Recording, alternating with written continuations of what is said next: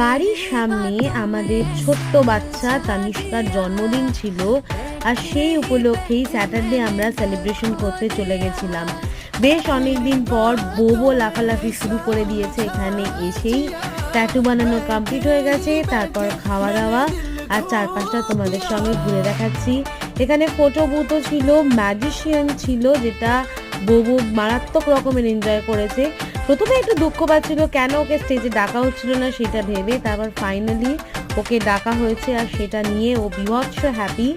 এই হচ্ছে আমাদের বার্থডে গার্ল তানিষ্কা, ওর এন্ট্রিটা হয়ে গেছে। এখানে কেক কাটিং স্টার্ট হয়ে গেছে। এরপরেই বোবো পৌঁছে গেছে ফটো বুথে, সেখানে একটুখানি ওর রিলসে ফটো ভিডিও করে আমরা বসে পড়লাম ডিনারে।